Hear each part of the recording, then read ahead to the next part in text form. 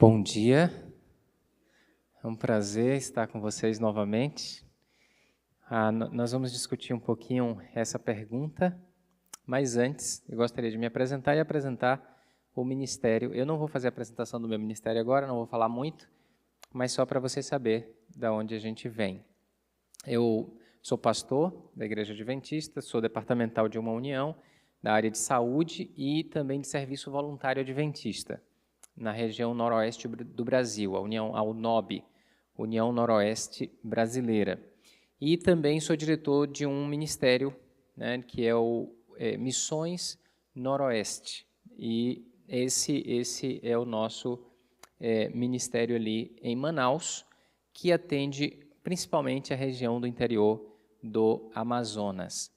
Eu gostaria que ficasse em pé a minha equipe, por favor. Nós viemos em 5, em 6, na verdade, e nós temos ali 2 casais, eles são líderes do Instituto junto comigo. Nós temos ali o Arlisson e a esposa Poliana. O Arlisson ele é o nosso gerente geral e a Poliana nossa coordenadora de projetos sociais. E nós temos um pouco abaixo ali, mas não mais baixo, né, o Felipe, que é o coordenador financeiro, e a Stephanie, que é a coordenadora de voluntários. E nós temos o nosso coordenador geral, que está acima de mim também, que é o Lucas, está ali deitado no colo da Stephanie. Obrigado, gente. Daqui a pouco eles vão vir aqui fazer um sorteio para vocês. Nós temos alguns brindes para sortear para vocês em cada palestra que nós fizermos aqui.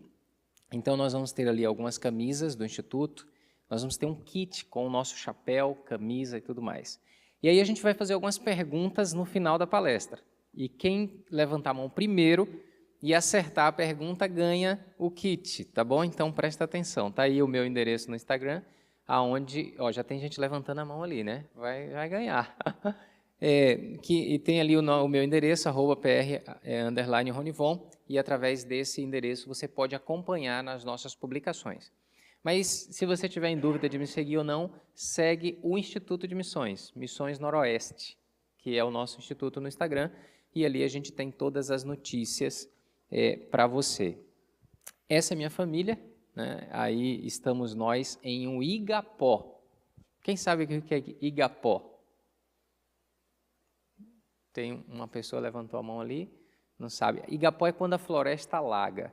Então, a floresta alaga, como está acontecendo no Amazonas agora. Nós tivemos uma das maiores enchentes de todos os tempos esse ano. A do ano passado foi a maior, e esse ano chegou bem perto da do ano passado. E nós estamos aí no Igapó, e essa é a minha família, a minha esposa, a Aline. Nós somos casados há 14 anos. E depois de um milagre, nós não podíamos ter filhos. A minha esposa ficou grávida 2 vezes ela perdeu o bebê. E por uma série de dificuldades, depois de uma série de exames e tudo mais, os médicos pediram para a gente desistir, tanto que ela nem precisava fazer ligadura, nem eu, vasectomia, porque ela não teria filhos. E aí, depois de 11 anos de casados, Deus trouxe a Liz, né? E essa garotinha amazonense, ribeirinha, né? Eu sou de Salvador, minha esposa é do Pará e minha filhinha é amazonense, né? Ribeirinha. Então, nós moramos, inclusive, na beira do rio mesmo. Nós moramos num braço do rio Amazonas, um lago chamado Puraquequara. E hoje de manhã, deixa eu ver se está passando aí, pode colocar o áudio? Pode aumentar o áudio para mim aí? Bom dia, papai. Deixa eu voltar aqui para ver se dá certo agora. Bom dia, papai. Foi ela me dando bom dia hoje. Aí depois... Saudade. Entendeu? Saudade. Depois que você tem filho, você entende muita coisa sobre Deus. É impressionante. Por isso que o meu gerente não tem filho. Eu estou tentando convencê-los e eu espero até o final dessa palestra eles saírem determinados a ter pelo menos 3. Vamos ver se dá certo. Filho muda a nossa visão sobre Deus, sobre o amor de Deus. Quando você prega sobre justificação pela fé, você prega sobre o amor de Deus. A igreja, eu gostei do que foi falado aqui, pelo ministério que acabou de sair, a igreja viveu uma crise em seu início, crise da justificação pela fé, vocês sabem disso. Mas não era uma crise de justificação pela fé. Era uma crise sobre o conceito do próprio Deus, da natureza de Deus, do amor de Deus. Quando você fala desse tema aqui, parabéns à equipe, que tema, salvo para servir. Não podia ser um tema melhor, né? Aí surge a pergunta, e aí eu queria que vocês me ajudassem a responder. Eu acho que a gente também está transmitindo, e eu sei que deve ter algumas pessoas assistindo, eu gostaria de mandar o meu abraço para você que está nos assistindo, e eu espero que você consiga acompanhar até o final, e Deus abençoe você com essa mensagem. Salvo para servir ou servir para ser salvo? E aí? Porque eu não estudei muito isso não, aí eu queria que vocês me ajudassem para eu responder para a gente continuar a palestra, né? Senão vai ficar ruim a gente não ter a resposta dessa pergunta. E aí? Me ajudem aí que eu estou em dúvida. É salvo para servir ou servir para ser salvo ou os dois?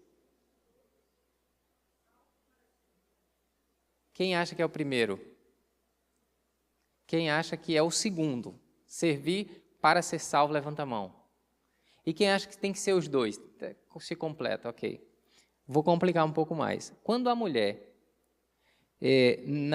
diante de Jesus, a mulher, aquela pecadora adúltera, que foi colocada diante de Jesus, ela foi liberta dos seus algozes. E Jesus disse assim, mulher, nem eu tampouco te condeno. Vai e não peques mais. Ela estava salva quando Jesus disse, nem eu tampouco te condeno, ou ela estaria salva se ela fosse e não pecasse mais? Ou as duas coisas? E aí? Eu fui pastor numa igreja, a principal igreja da União, na época que 2013, 2012, na época era a igreja da Cachoeirinha em Manaus. É a igreja com maior dízimo e tudo mais, e lá a gente tinha muita gente que estudava, cientista, tinha vários médicos. E um pastor inexperiente, doido, fez essa pergunta para a igreja no sábado de manhã com a igreja lotada. E fez o seguinte pergunta, quem aqui está salvo? Se eu fiz assim, eu coloquei um contexto, né, claro. Se caísse um meteoro na igreja agora e todos nós morrêssemos, quem aqui estaria salvo? Quem aqui tem absoluta certeza que ia para o céu? Quem aqui estaria perdido e quem não tem certeza se estaria salvo? Sabe o que aconteceu? Mais da metade da igreja respondeu que não tinha certeza. Aí eu fiquei preocupado, porque era uma pergunta constrangedora, não devia ter feito em público, né? Aí eu mudei a estratégia e aí eu fiz uma pesquisa e comecei a fazer em todas as igrejas onde fui pastor. E eu descobri que de todas as 28 crenças e das 6 doutrinas que temos, a crença que envolve a salvação, a justificação pela fé, é a que a gente menos entende. E mais, a que a gente menos vive, porque entende pouco, vive pouco. Às vezes a gente até é bem sucedido no processo inicial da justificação pela fé. Você aceita Jesus e todo mundo aqui crê que para ir para o céu tem que ser pelo sangue de Jesus, sim ou não? Sim ou não, gente? Vocês estão em dúvida também, né? Eu não vou fazer a pergunta não, tá? Mas a gente é salvo pelo sangue de Jesus. Até aqui o processo é tranquilo. A gente é salvo pelo sangue de Jesus, amém. Aí vem o início do problema, é depois. Porque depois a nossa salvação deixa de depender de Jesus e passa a depender de nós mesmos. Por quê, pastor? Porque você fica observando o seu desempenho na vida espiritual para determinar se você está salvo ou não. Por que quando eu pergunto, por exemplo, vamos dizer que eu fizesse essa pergunta aqui agora. Caiu um meteoro aqui na igreja, morreu todo mundo instantaneamente, você nem sentiu dor. Aí você está salvo ou está perdido? Não é para me responder não, mas pensa, honestamente, você estaria salvo ou perdido? Boa parte de vocês não sabe. Porque quando eu faço essa pergunta, você remete ao seu desempenho espiritual. Como você foi nas últimas semanas? Eu vou contar a minha experiência para vocês. Eu me batizei com 13 anos, no ano de 94. Não é para fazer a conta para descobrir minha idade. 94 eu me batizei, 30 de outubro. E eu tinha certeza que depois do batismo eu estava salvo. Eu tinha essa alegria da salvação em Cristo Jesus. Aí eu me batizei com minha mãe e meu irmão. Era uma igrejinha pequena no interior da Bahia, eu sou baiano, e naquele momento eu fui para casa, era uma igreja que só tinha idosos e não tinha nenhum outro jovem, os meus melhores amigos eram de fora da igreja. Eu fazia karatê, o meu pastor pediu para eu sair do karatê, eu obviamente queria ser salvo e sair do karatê, mas o espírito do karatê, de bater nas pessoas, a karatê não ensina isso, né? Mas ficou, né? Aquela coisa de querer revidar sempre e tal. E aí eu pensei, era sábado, eu batizei sábado de manhã, estou salvo, glória a Deus, gente, que alegria. Aí veio sábado à noite. Na frente da minha casa era um ponto de encontro entre amigos, e meus amigos nenhum adventista. Aí a minha espiritualidade estava em 10, caiu para uns 8 de cara logo, numa conversa de 1 hora. Só que veio domingo de manhã não tinha Clube Desbravadores lá, mas tinha futebol. Nenhum dos meus amigos era adventista. E o que aconteceu? Eu fui para o futebol, dei uns 2 tapas e uns 2 lá que me deram umas cutucadas pelas costas, e aí depois surgiu involuntariamente do meu ser, não sei de onde, um palavrão. O palavrão diminui logo 1 ponto, 2 de santidade. Aí de 8, que estava do sábado à noite, foi para uns 6. Só que aí veio de tarde, temperatura máxima, antigamente não sei se tem ainda hoje, mas eu assisti, o filme não era bom, eu assisti todinho, depois me arrependi, disse, estou perdido, eu tenho certeza porque deve estar batendo 4, aí eu fui para a igreja sábado à noite, domingo à noite pedir perdão, só que veio a segunda-feira complicou, porque eu fui para a escola e não tinha nenhum amigo adventista, minha espiritualidade foi descendo, até que chegou quarta-feira, corri para a igreja, dei uma respirada, mas não resolveu. Sexta-feira, perto do pôr do sol, estava eu abatido, triste, desesperado, irmãos. 13 anos, certeza que estava perdido, porque eu pequei muito durante a semana. Só que aí foi uma benção. Sabe por que foi uma benção? Porque na sexta-noite tinha um pequeno grupo. Aí eu comecei o processo de espiritualização, entendeu? Ao invés de cair, começou a subir. Aí sábado de manhã, corri para a classe de professores, 7 da manhã, lá estava eu. Fui para a classe de professores, depois escola sabatina, culto, almocei na casa de um irmão, só conversa de Jesus, a gente foi dar estudo bíblico com o ancião e aí eu fui para o JA. No JA eu tinha absoluta certeza que eu estava salvo. Por quê? Porque eu tinha me consagrado o dia todo. Não é possível que Deus não contou. Aí eu fiz a conta, vi o tanto de pecado que eu tinha, né, da semana, somei com a dedicação integral a Deus durante 24 horas e disse, estou salvo. Vivi isso algumas semanas, até que desesperado, chorando, eu ajoelhei e disse, Senhor, eu tenho um pedido para te fazer. E naquele dia, eu disse, eu quero muito ser salvo. E eu quero te pedir, em nome de Jesus, volta no sábado à tarde.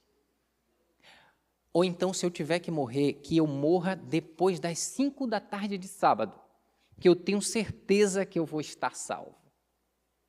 Eu vivi a crise que a maioria de nós vive. Eu estou salvo ou perdido e depende de quem? Eu queria falar um pouquinho sobre isso. Na verdade, o foco da minha palestra é a parte do serviço, mas eu não posso falar sobre o serviço sem dar essa introdução, porque senão fica descontextualizado. Eu queria que você meditasse numa grande verdade teológica que está expressa na vida de Davi.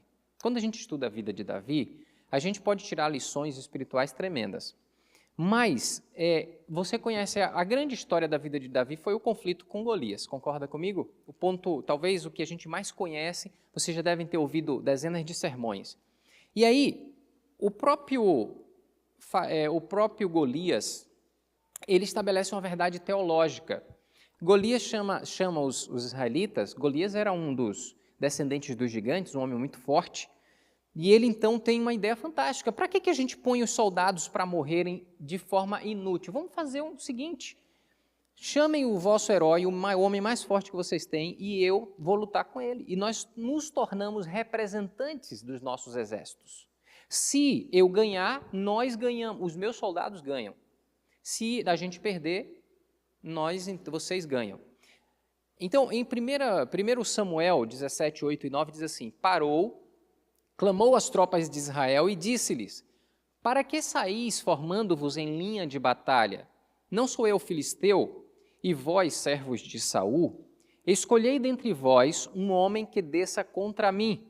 Se ele puder pelejar comigo e me ferir, seremos vossos servos. Porém, se eu o vencer e o ferir, então sereis nossos servos e nos servireis. Então, aqui nós temos uma verdade, uma teologia da representatividade que tem muito, muito, muito a ver com a justificação pela fé na cruz do Calvário. É claro que essa história está nas entrelinhas. Quando a gente estuda a Bíblia, Ellen White diz que a gente tem que estudar a Bíblia com foco em Cristo. E tem um autor que escreveu o livro, eu estou tentando lembrar, o primeiro nome dele é Graham e o segundo eu não lembro, mas ele escreveu um livro chamado O Evangelho e o Reino. E ele mostra Jesus nas páginas e nas histórias do Antigo Testamento. E uma vez eu vi o pastor Ranieri Salles usando provavelmente esse autor e nunca mais esqueci e estou usando isso aqui agora. Veja, quando Golias está diante de Davi, ele estabelece o princípio do representante. Então, se eu ganho, os seus soldados ganham. Os meus soldados ganham. Se você ganha, os seus soldados ganham. Note o seguinte, a vitória não estaria dependendo do tanto que os soldados lutassem. Se Davi ganhasse, todos os israelitas estavam salvos. E, de fato, a gente sabe do confronto, o resultado, Davi ganhou. Quando Davi ganha, a partir daquele momento, não mais depende dos soldados o ter ou não a vitória.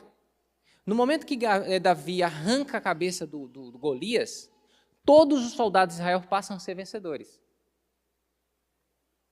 Sim ou não? Foi o que eles combinaram. A vitória dos soldados dependeu do seu representante e não do seu esforço. Quando a gente nasceu com um representante. E o nosso representante, o representante da raça humana é quem? Quem era o representante natural da raça humana? Adão. Adão era o representante natural da raça humana quando Adão foi criado. Em Adão estava toda a raça humana representada. Adão é o seu representante natural. É por isso que a Bíblia diz que nós nascemos em pecado. Nós não herdamos a culpa de Adão. Nós herdamos a condenação, a natureza pecaminosa que Adão herdou. E com a desobediência de Adão, toda a humanidade foi condenada. O seu representante natural é Adão. Mas um dia, você entendeu que era possível mudar de representante, porque o seu representante perdeu na batalha. E aí, você tem a chance de ter um outro representante. E o outro representante é quem? Jesus Cristo. Ele passa a ser o representante daquele que o aceita. Então, a sua vitória depende do desempenho do seu representante e não do seu desempenho. Quando essa verdade entrou na igreja adventista, e está entrando agora na mente de alguns, causou um reboliço. Por quê? Porque a gente ampliou a visão da lei, que era uma visão necessária, correta. Mas essa mensagem, ela inevitavelmente leva à pergunta: se eu estou salvo com base no desempenho do meu representante, para que eu preciso obedecer depois que meu representante ganhou a batalha? E é sobre isso que a gente vai tratar hoje. Bom, quando Paulo estava escrevendo aos Romanos, ele disse assim: portanto, assim como por um só homem entrou o pecado no mundo, e pelo pecado a morte, assim também a morte passou a todos os homens, porque todos pecaram. Ou seja, nós temos um representante. O nosso representante falou. Aqui, Adão simboliza quem? Na luta de Davi e Golias, Adão é quem? O que perdeu, Golias, né? Mas tem um outro texto em Romanos 5,17 que diz assim: se pela ofensa de um e por meio de um só reinou a morte, muito mais os que recebem a abundância da graça e o dom da justiça reinarão em vida por meio de um só, a saber, Jesus Cristo. Pois, assim como por uma só ofensa veio o juízo sobre todos os homens para a condenação, assim também, por um só ato de justiça, veio a graça para todos os homens para a justificação que dá vida. Você tem a chance de mudar de representante com Jesus Cristo. Aí a gente chega à seguinte conclusão: a salvação ou a perdição não depende da sua atuação na luta espiritual. Segunda conclusão: depende de quem você escolhe como seu representante diante de Deus. E eu vou falar uma coisa que pode soar como heresia. Ninguém vai para o céu porque deixou de pecar. E ninguém vai para o inferno porque pecou. Existe algum erro nessa declaração? Se sim, qual é? Um de cada vez, viu, gente? Só para não tumultuar nosso programa aqui. Você não vai se perder porque você está pecando. Você não vai se perder porque você parou de pecar. Aliás, você não vai para o céu porque parou de pecar. Você vai para o céu porque você tem um representante que é Jesus Cristo. E você não vai perder o céu se perder, e eu não quero que ninguém perca. Por quê? Porque você não escolheu a Cristo como representante. E aí, amigos, nós temos o simbolismo aí que eu usei hoje, que é o seguinte: na história de Davi, a gente pode dizer que Davi simboliza Jesus Cristo e Golias simboliza Adão, né? Adão falhou como Golias, e todos os que têm Adão como representantes vão se perder. Todos que têm Davi como representante, Jesus como representante, simbolizando Davi, vão para o céu. E aí vem a pergunta inevitável, que é a razão da minha palestra. Que a pergunta é: e depois? Eu estou salvo, o meu representante foi vitorioso. Então vamos voltar para a história de Davi. O que aconteceu depois que Davi ganhou a batalha na luta com Golias? O que aconteceu? Os soldados ficaram parados, sim ou não? Não. O que os soldados fizeram? Os soldados avançaram, mataram os inimigos, tomaram posse de alguns lugares que os inimigos tinham, né, destruído e passado a dominar, e eles mataram os filisteus. Só que você tem que entender o seguinte: quando os soldados viram Davi vencendo Golias, eles não foram para o campo de batalha para determinar a vitória. Entendeu? Eles foram para o campo de batalha em vitória, já tinham vencido. Eles foram buscar a bênção da vitória, que já tinha sido dada por quem? Por seu representante. Quando eles foram lutar, eles não foram lutar para determinar se seriam campeões ou não. Eles foram lutar para buscar os espólios da vitória que seu representante deu. Quando você luta na vida espiritual, e deixa eu te dizer uma coisa, eu não vim aqui dizer para você que a batalha espiritual é uma batalha fácil. Paulo diz: esmurro o meu corpo e o reduzo à servidão. A batalha espiritual exige todas as suas energias, força, talento, tempo, mas não é para determinar se você vai para o céu. É para buscar os espólios da guerra. É para destruir o inimigo e para fazer outras pessoas mudarem de representante. E aí nessa batalha pode acontecer o seguinte, e aí me permitam fazer outra representação da batalha de Davi e Golias. Quando você está lutando com Satanás, parece que você está em desvantagem. Eu cresci numa família católica onde havia um medo de Satanás. Sabe o que eu descobri, Isaac? Que na minha igreja adventista tinha um povo muito fervoroso. Eles tinham uma fé gigante no demônio. E eu explico. Uma vez, eu era garoto e eu estava orando e tinha 8 idosos, que queridos que eram, mas me abençoaram muito na minha infância. Eu estava orando em voz alta. Aí um deles se aproximou de mim e disse: você é louco? Aí eu falei: por quê? Você está orando em voz alta. Aí eu falei: o que tem? Eu estou dizendo que isso aconteceu não, tá? Isso aqui é uma parábola, porque pode ser que um deles esteja me assistindo e tal. Não estou dizendo que isso aconteceu, estou falando de uma parábola, tá, gente? Não entendo contando uma parábola aqui para expressar uma ilustração. Aí um deles se aproximou de mim na parábola e aí ele disse o seguinte: por que você está orando em voz alta? Eu falei: não pode. Eu falei: por que não? Porque Satanás ouve a sua oração e atrapalha a sua oração. Que fé no diabo, né? Porque eu estou orando no Deus do céu que criou todas as coisas, não posso orar em voz alta porque um ser criado vai ouvir e vai atrapalhar minha oração. Então, quando a gente luta, quando a gente vai para a batalha sem a consciência de que a vitória depende do nosso representante, a gente vai derrotado. Porque a gente olha para Satanás e faz a comparação. E agora você é Davi, Satanás é Golias. Por isso eu me permito fazer outra analogia aqui. E aí, quando você chega na batalha, você olha para o poder, para a inteligência, para a capacidade de Satanás e compara com a sua. Mas a batalha não é contra você, Satanás. Não é. É Jesus e Satanás. Isso muda tudo.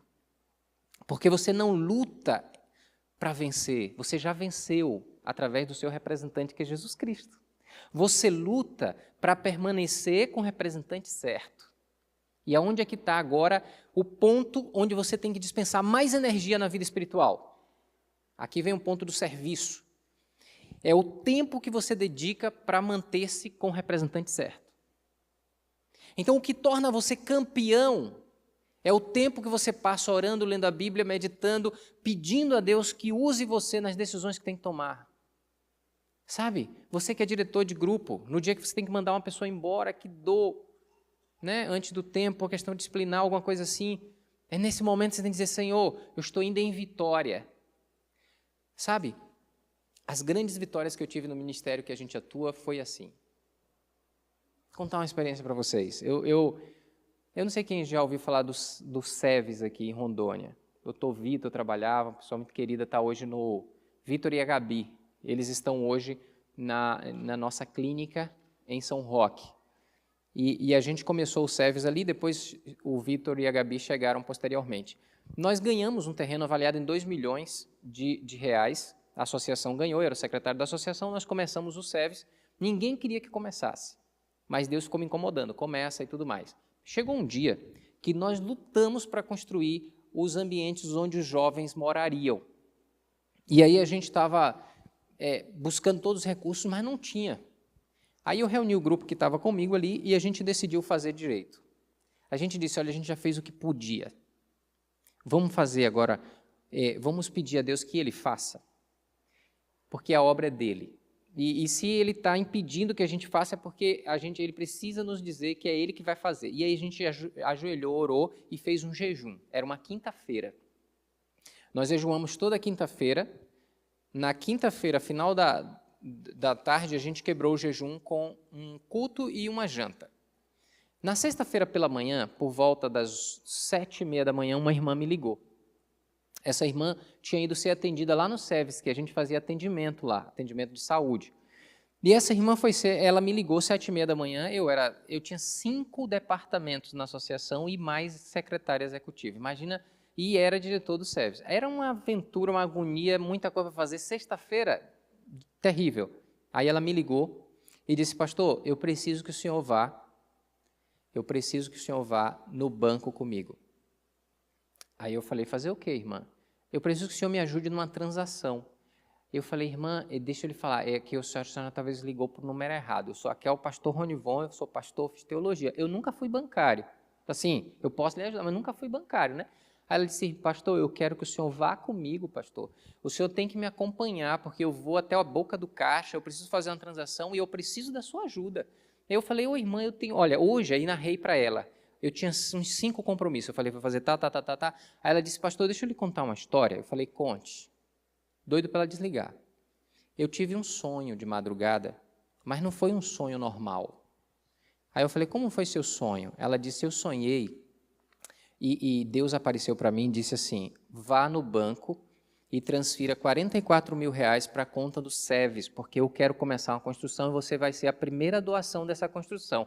Eu disse, poxa, irmã, a senhora demora de me falar o endereço de onde a senhora está? Fica difícil de eu ir aí lhe buscar para lhe levar no banco. Que horas a senhora vai para o banco? Aí eu peguei ela e levei no banco, né, que eu tinha esquecido que os compromissos eles poderiam ser postergados. Resultado, essa irmã foi comigo, depositou 44 mil reais, aí a gente construiu as casas.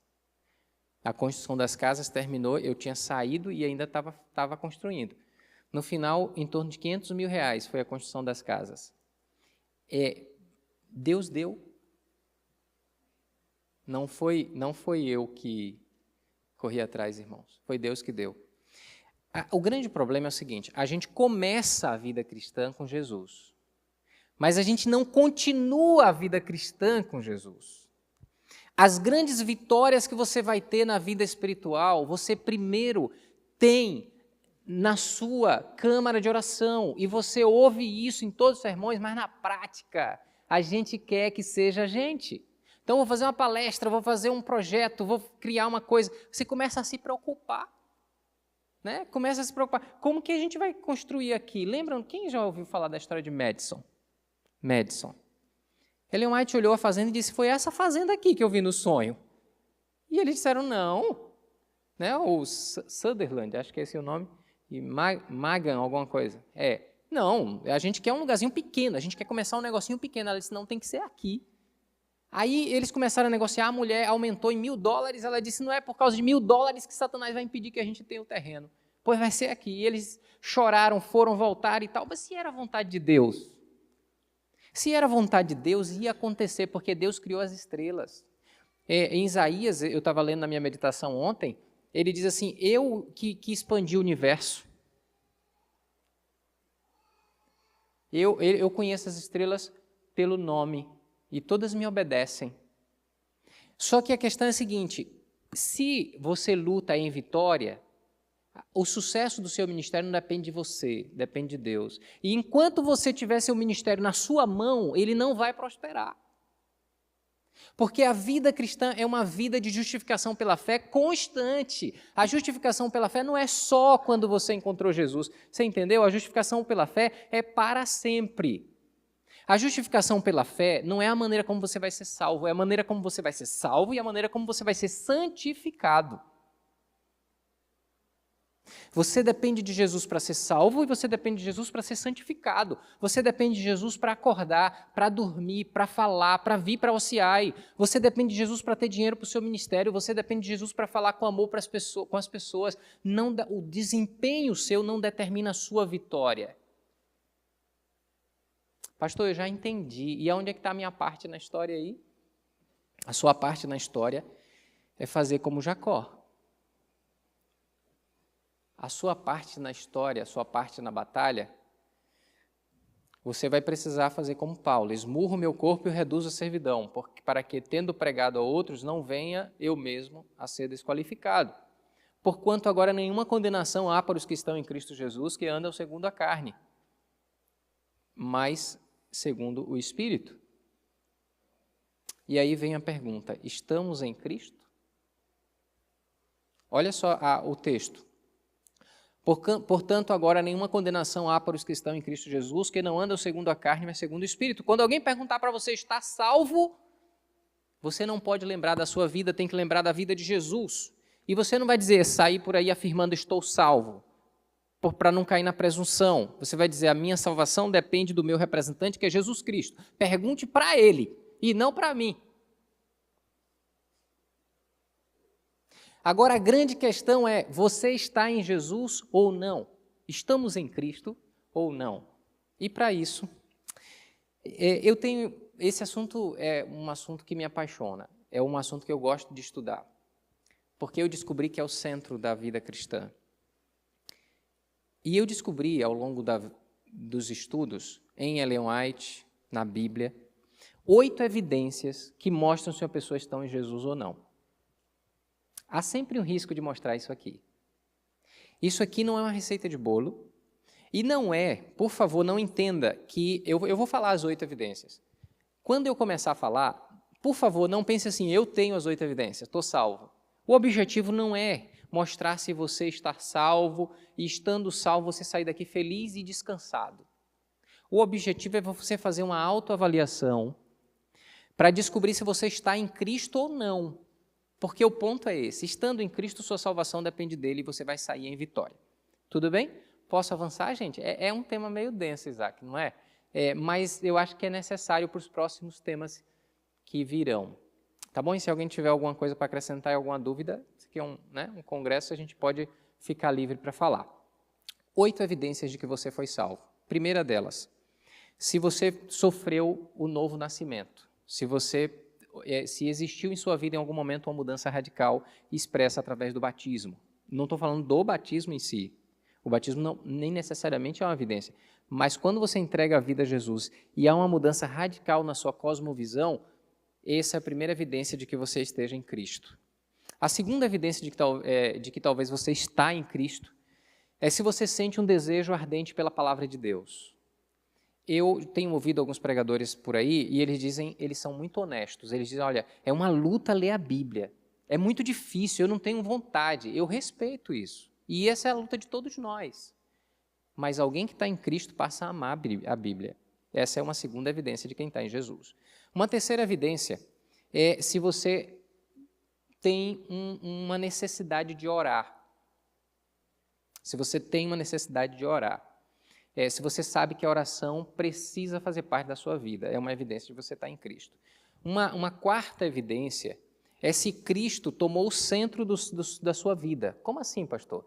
Se seus interesses, suas energias e seu tempo são dedicados para Jesus. Se você gosta de falar de Cristo tanto como de suas férias, ou daquela viagem para os Estados Unidos ou para a Europa para passear. Então, se Cristo faz parte do centro da sua vida, é uma evidência de que você está em Cristo. Uma outra evidência de que você está em Cristo é se você vê Jesus nas coisas da sua vida. Se você vê a ação de Deus na sua vida. Inclusive, tem um texto de Ellen White, eu acho que eu tenho ele fácil aqui, que ela diz o seguinte, ela diz assim, se alguém, cristão algum, vive sua fé a menos que possua experiência diária das coisas de Deus. Você vê Deus agindo em sua existência, em cada passo, aquele avião que você perdeu e depois você percebeu que lá na frente, se você tivesse chegado no horário, teria acontecido outras coisas e Deus providenciou até a coisa ruim da sua vida para o seu bem? Vou dar um exemplo. Morava comigo um tio de 85 anos, o último ancestral nosso da família, vivo, paralítico, e minha mãe, de 67 anos, cuidava desse tio. A gente programou para fazer o aniversário de minha mãe, ela mora em Manaus comigo, meus parentes são da Bahia, e os parentes principais ali, mais ligados a ele, foram para lá para o aniversário, e ele faleceu na época que todos estavam lá. A gente amava nosso tio, mas a gente viu Deus conduzindo tudo para que ele fosse honrado com a família lá no funeral. Você poderia ver, nossa, que desgraça, a gente reúne para fazer um aniversário e há uma morte. Não, a gente não viu assim. A gente viu Deus programando para que a gente pudesse se despedir de nosso tio, todos reunidos. Eu estou contando isso, mas eu não sou exemplo de fidelidade. Eu estou dizendo que é a maneira como você vê as coisas, né? A quinta evidência. A sexta evidência é se você tem paz no coração. Uma evidência nítida de que você tem Jesus é se você tem paz no coração. Você não vive agoniado, desesperado, ansioso com as coisas da vida. Você está cheio de problemas, mas você tem paz. Uma sétima evidência é se você tem necessidade do Espírito Santo. Se você, assim, sente que você precisa do Espírito para fazer as coisas da vida, é uma evidência de que você está em Cristo. E uma última evidência é se você tem um desejo forte de testemunhar. Se você tem uma necessidade de testemunhar. Ellen White fala que no livro Caminho a Cristo, página 77, tão depressa uma pessoa se chega a Cristo, nasce-lhe no coração o desejo de revelar para os outros que precioso amigo encontrou em Jesus. Se nos achamos revestidos da justiça de Cristo, não será possível calar-nos. Uma evidência de que você está em Cristo é que você sente um desejo profundo de testemunhar. Sabe, esses dias eu precisei repreender minha menina. 2 anos ela tem. Ela queria ficar brincando na hora do culto. Aí eu não deixava, ela chorava. Isso virou um costume. Aí eu disse, não pode acontecer um negócio desse. Aí, no primeiro culto que ela fez isso, depois que eu refleti, levei ela para o quarto, coloquei de castigo. Orei com ela e pedi para ela pedir perdão a Deus por aquilo. Mas minha filha é dura na queda. E ela não quis pedir. E aí eu disse, fiz todo um discurso, mostrei a necessidade do culto, 2 anos. E aí disse, olha filha, eu vou ter que dar uma palmadinha na sua mão. Você tem que pedir perdão ao Papai do Céu e não pode mais chorar no culto. Gente, naquela hora, minha filha fez uma cara de choro que cortou meu coração. Que dó fazer minha filha sofrer. Nossa, como dói. Na hora Deus me disse assim, tá vendo? Você tá vendo, cabeça dura? Eu, às vezes, permito o sofrimento, mas dói tanto no meu coração. Porque Deus é sábio demais para errar e bom demais para deixar de dar o melhor para seus filhos. Ellen White falou isso, não foi? Quando você acredita que Jesus salvou você, você luta com todo o gás e você sabe que as vitórias da sua vida não dependem de você. E a sua luta deixa de ser para conquistar coisas. Sua luta passa a ser para sempre estar do ladinho de Jesus e Ele conquistar por você. Quer um exemplo? Está aí o exemplo.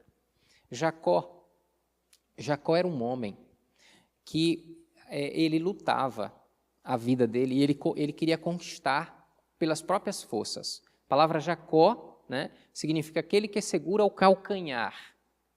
Apesar de que tem a tradução de enganador, porque Esaú faz um jogo de palavras, dizendo que, porque a palavra em hebraico parece mesmo, e Jacob parece muito com enganador, mas a raiz da palavra significa aquele que segura o calcanhar. E calcanhar, quando quem estuda a cultura hebraica sabe que calcanhar para frente é aquela pessoa que avança na vida, aquela que quer buscar, que quer conquistar. Esse era Jacó. Um outro nome para Jacó poderia ser Jacó luta. Ele luta, por isso Jacó. Aí ele tem um encontro com Deus e ele agarra o anjo, ele vê a oportunidade, ele luta com Deus e Deus muda o nome de Jacó para Israel. E qual é a mudança que acontece radical agora? Agora não é mais Jacó que luta, é Deus luta por Jacó.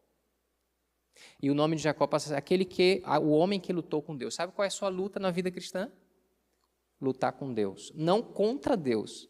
Agarrar o Senhor, orar todo dia, toda hora, ler muito a Bíblia. Ellen White disse que você deveria andar com a Bíblia e toda oportunidade que tivesse, abrir e ler.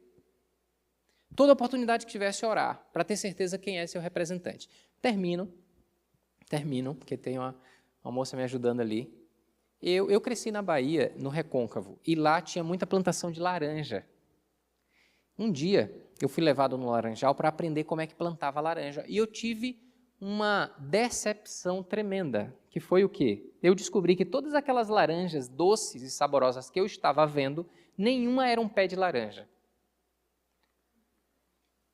Todas eram pé de limão. O limão crescia, a laranja, pelo menos na região onde eu moro, tem muita praga. E laranja, a melhor, a mais doce, saborosa, ela é muito suscetível à praga. Então, os plantadores bem-sucedidos de laranja fazem o seguinte, eles plantam um pezinho de limão do bravo, o pior que tem, que é mais forte contra pragas. Aí o pezinho, quando ele está aqui uns 40 centímetros, eles então pegam o broto da laranja, que estava numa estufa, todo protegidinho, bonitinho, e eles fazem uma coisa que a gente chama de quê? Enxerto.